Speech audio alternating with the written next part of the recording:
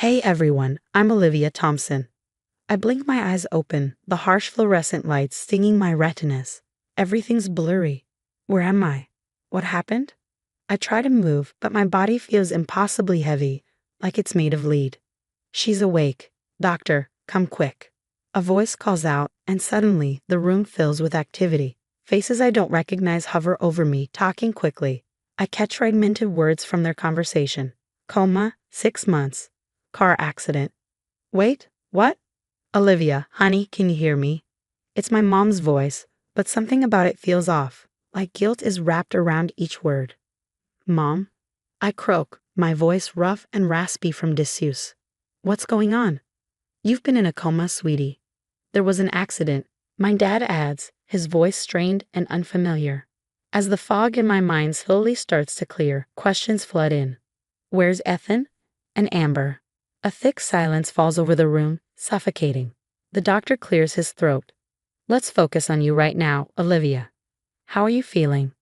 Over the next few days, I learn the extent of my injuries and the grueling road to recovery ahead. But something still feels wrong. My parents are acting strange, and the hospital staff seems to tiptoe around me. I haven't seen Ethan or Amber once. Mom, where's my engagement ring? I ask one day during her visit. She flinches, then quickly glances at the clock. Oh, look at the time. I should get going. Your father will be here soon. As I regain my strength, I overhear my parents whispering in the hallway. We need to tell her the truth, John, my mom says urgently. Not yet, Helen. The doctor said it could set back her recovery, my dad responds, his voice low. Tell me what? What aren't they saying? That night, I convinced Sarah, the night nurse, to let me borrow her phone, just for a few minutes. She hesitates but hands it over, glancing nervously around. My fingers tremble as I open Facebook and my heart drops into my stomach. There on my profile are dozens of recent posts and photos. But they're not of me. They're of Amber. Amber at my job. Amber with my friends. Amber with Ethan. My hands shake as I scroll through post after post. It's like staring into a warped mirror, my life reflected back at me, but wrong. So wrong. Nurse, I call out, my voice trembling. I need to speak to my parents, now. Sarah rushes in, concern etched on her face. Olivia, what's wrong? I turn the phone towards her, showing her Amber's face grinning back from my profile. Everything, I whisper, everything is wrong. As Sarah leaves to call my parents, I lie there, staring at the ceiling, my mind racing. What the hell happened while I was asleep? And more importantly, what am I going to do about it?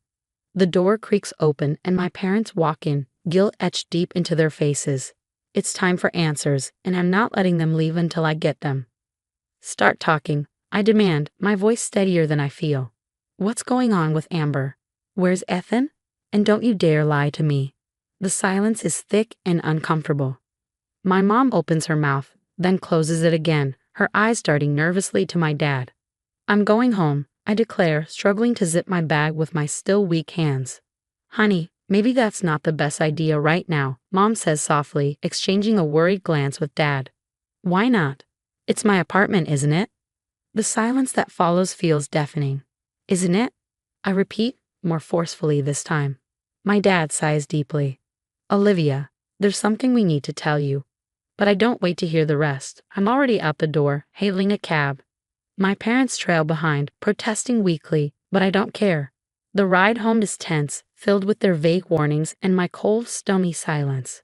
As soon as I walk through the door of my apartment, I see them, Amber and Ethan, cuddled up on my couch in my living room, like they belong there. Like I'm the intruder. What the hell? My voice is barely above a whisper, but the shock in the room is palpable. Amber jumps up, her face a mask of guilt and fake concern. Olivia, you're home. We didn't expect you so soon. Clearly, I spit the word out, my heart pounding. What are you doing here? In my home?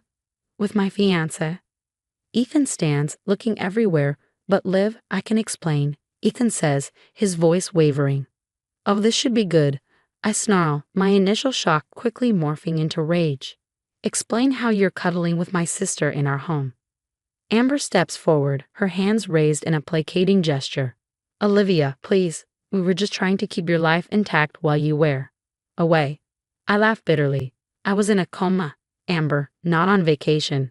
And how exactly does that explain you living in my home, sleeping with my fiancé? It's not like that, Ethan interjects weakly. Then what is it like? I demand, my voice sharp. Because from where I'm standing, it looks like my twin sister has stolen my entire life. Amber's face crumples. I was just trying to help. Your job, your apartment. I couldn't let it all slip away while you were gone. And Ethan? Screwing my fiancé, was that part of your heroic efforts too? The silence that follows is damning.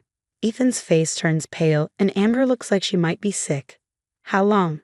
I ask, my voice dangerously quiet. How long has this been going on? Ethan swallows hard, his eyes avoiding mine. Liv, we started before the accident. He hesitates. I'm so sorry. The world tilts as his words sink in. Before the accident. They've been betraying me for over 6 months, maybe longer. I turn to my parents, who've been hovering anxiously in the doorway. Did you know? I asked, my voice shaking. Their guilty faces tell me everything I need to know. We thought, if you woke up, the shock might be too much, Mom stammers. I let out a harsh, broken laugh. Well, consider me thoroughly shocked. Without another word, I grab my bag and storm out, ignoring their pleas to talk it out. I don't stop until I find myself at a coffee shop, my hands trembling as I dial Sophie's number. When she picks up, I finally break down. Olivia? Oh my God, is it really you? Amber said you didn't want to talk to anyone after. Amber lied. I choke out. She's been lying about everything. 20 minutes later, Sophie bursts into the coffee shop, wrapping me in a fierce hug. I can't believe this, she mutters. I knew something was off, but I never imagined.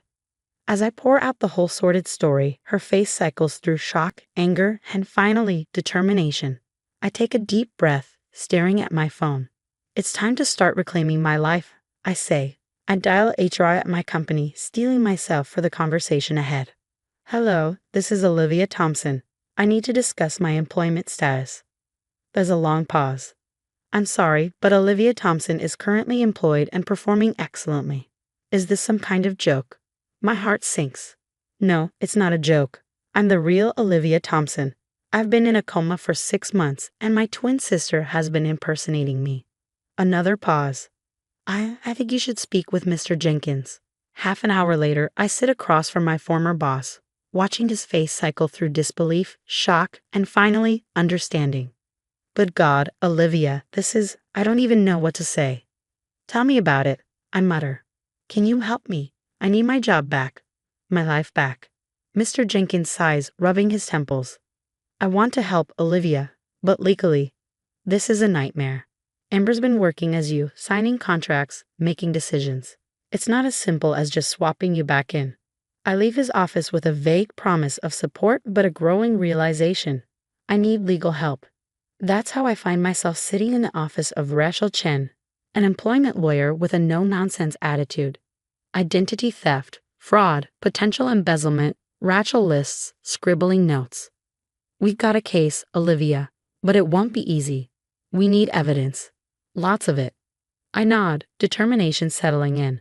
Where do we start? Friends, colleagues, anyone who can vouch for your identity, and Amber's deception. Bank statements, emails, anything that shows she's been acting as you. Sophie becomes my partner in crime, helping me track down old contacts. It's a mixed bag. Some are shocked to hear from me, having bought into Amber's lies. Others, like my old college roommate Jenna, are furious on my behalf. I knew something was off, Jenna exclaims. Amber never could nail your laugh. Count me in as a witness. But for every ally, there's a setback. Rumors start circulating about my mental state. I heard she's confused from the coma I overhear at a coffee shop. Thinks her sister stole her life. Sad, really. I grit my teeth, pushing through the anger and hurt. Every obstacle only fuels my determination. Amidst the chaos, there's one bright spot. David, my physical therapist. He's the first person in ages who sees me for me, not as Amber's confused twin. You're making great progress, he encourages during one of our sessions. How's everything else going? I find myself opening up to him, sharing my frustrations and small victories. His unwavering support becomes a lifeline. You've got this, Olivia, he says one day, his hand resting on my shoulder. Don't let them make you doubt yourself. His touch lingers, and for a moment I forget about the mess my life has become. But reality crashes back as my phone buzzes with a text from Rachel. Found something. Come to the office ASAP. An hour later, I'm staring at bank statements, my hands shaking with rage. She's been siphoning money from your accounts, Rachel explains. Small amounts at first, but they've been increasing. This is embezzlement, Olivia. We've got her. I should feel triumphant, but all I feel is exhaustion and anger. So much anger. What's our next move? I ask, my voice hard. Rachel's eyes glint with determination. We build our case: identity theft, fraud, embezzlement. Amber's going down, and we're going to get your life back. I step outside the office, my heart pounding. This is it. Months of fighting, of proving myself, have led to this moment. I take a deep breath and push open the door to Mr. Jenkins' office. He looks up, a smile breaking across his face. Olivia, come in, please. As I sit down, he slides a folder across the desk. It's done. Amber's been fired effective immediately, and I'd like to formally offer you your position back. I stare at the contract in front of me, emotions swirling inside. Relief, validation, and something else. Thank you, Mr. Jenkins, I say quietly, but I think I'm going to have to decline. His eyebrows shoot up in surprise. Are you sure? After everything? I nod, a sense of calm settling over me.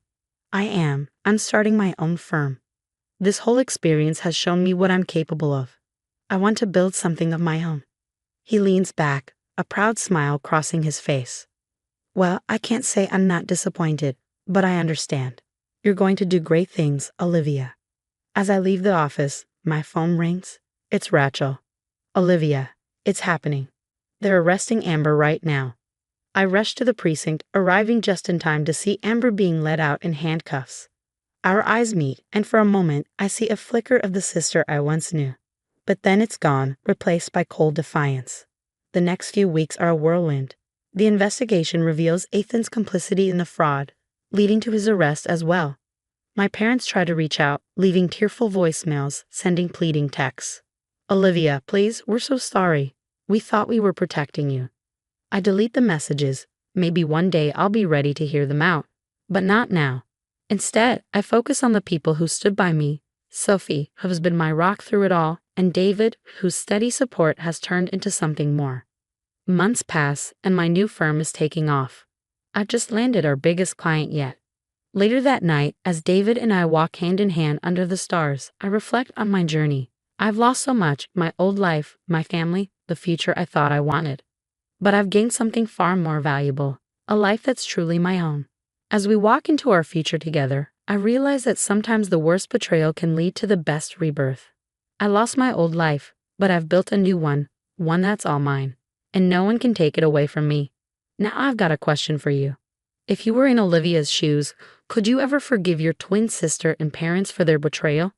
Or would you, like Olivia, choose to cut ties and build a completely new life? This is a tough one. On one hand, family is supposed to have your back.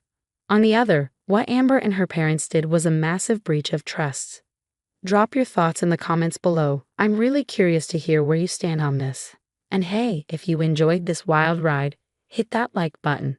It helps more people find these stories. And if you're new here and want more jaw-dropping tales like this, consider subscribing. I got plenty more where this came from.